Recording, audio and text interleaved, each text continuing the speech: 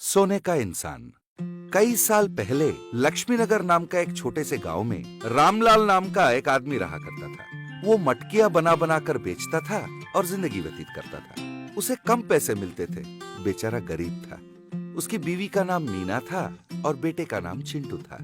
रामलाल हर वक्त दूसरों को देख के जलता था और अपने हालत के लिए भगवान को कोसा करता था। एक दिन उसे एक स्वामी जी मिला तो उसने पूछा, स्वामी जी, मुझसे कम बुद्धिमान लोग ज्यादा पैसे कमाते हैं, पर मुझे ही क्यों दरिद्रता घेरी हुई है? भगवान क्यों मुझसे भेदभाव कर रहे हैं? मन करता है अगर वो दिख जाए तो उनसे पूछ ही लूं। मुझे कोई तो रास्ता दिखा दीजिए स्वामी जी। तो स्वामी जी ने कहा, देखो बेटा, भगवान किसी से भेदभाव नहीं करता। मनुष्य सोचता है कि भगवान भेदभाव करता है। अगर तुम कर सको तो मैं तुम्हें एक मंत्र देता हूँ, इसका जाप करो। जब भगवान प्रत्यक्ष हो जाए, जो चाहे वर मांग लो। इसके बाद साधु महाराज ने उसके कान में मंत्र पढ़ा। रामलाल दूसरे ही दिन से जंगल में बैठकर कठोर तपस्या करने लगा। गर्मी हो चाहे वर्षा, दिन रात रात दिन एक करके वो तपस्या में बैठा रहा। कुछ महीनों बाद एक देवी प्रत्यक्ष हुई। देवी ने कहा, बेटा बस करो, तुम्हारी तपस्या सफल हुई, आंखें खोलो। इसके बाद रामलाल ने देवी को प्रणाम किया।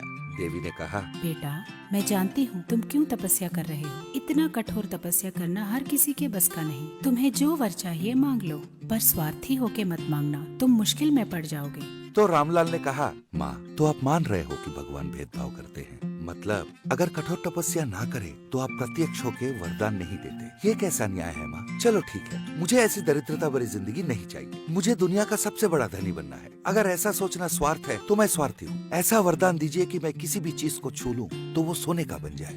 फिर देवी ने तथास्तु कहा और वहाँ से गायब हो गई। रामलाल बहुत खुश होकर वापस अपना घर चला गया।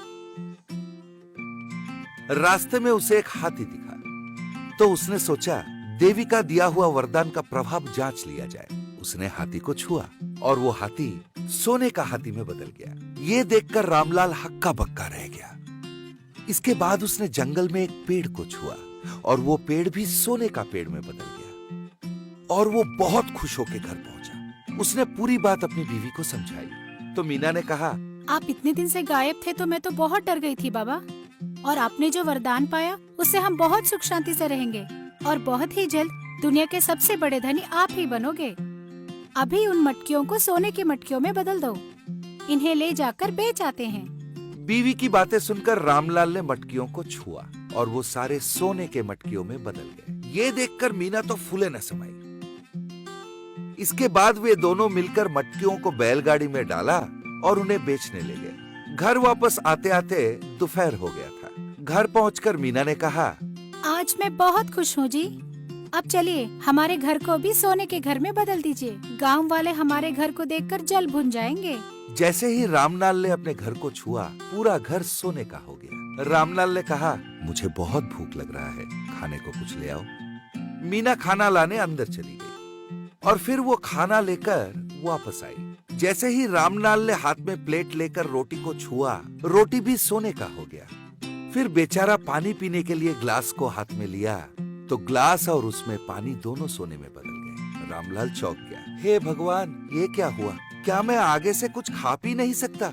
मुझे क्या भूख से मरना होगा? इतने में उसका बेटा चिंटू स्कूल से घर लौटा। सोने का घर देखकर वो तो आश्चर्यचकित हो गया। पापा, हमारा घर सोने का? आपने सुनहरा रंग लगाया है ना? मैं समझ गया। आपको पता है मुझे सुनहरा रंग कितना पसंद है, मेरे अच्छे पापा। ये कहकर चिंटू रामलाल की ओर दौड़ा। रामलाल चिल्लाने लगा, रुक जा चिंटू, रुक जा, मुझे मत छू, मेरे पास मत आ, वहीं रुक जा। पर जैसे ही चिंटू आके उसके पापा से लिपट गया, वो बेचारा सोने के चिंटू में बदल गया। ये देखकर मीना रो पड़ी। ये क्या, हमारा बेटा सोने में बदल गया? रोते हुए उसने जैसे ही रामलाल के शरीर को छुआ, वो भी सोने में बदल। रामलाल जंगल वापस गया। उसने देवी की आराधना की और देवी से गुहार लगाई। देवी ने कहा, देखा रामलाल, तुम्हारा स्वार्थी सोच ही तुम्हारा दुश्मन बन बैठा है। भगवान हर एक के भाग्य में सुख और दुख दोनों बांटते हैं। सिर्फ सुख की मनसा नहीं करनी चाहिए, सुख दुख दोनों को समानता से स्वीकार करना चाहिए, तभी जिंदगी हंसते खेलते गुजरती है। अब स्वार्थ को छोड़ो और जो है उसमें खुशी खुशी जियो। उसने आशीर्वाद दिया। इसके बाद रामलाल अपनी बीवी और बेटे के साथ खुशी खुशी रहने लगा। तो बच्चों, भगवान ने हमें जिस तरह की जिंदगी दिया है उसी में खुशी ढूंढना चाहिए। दूसरों को देखकर ईर्ष्या करना बुरी बात है। अच्छी लगी हमारी कहानी?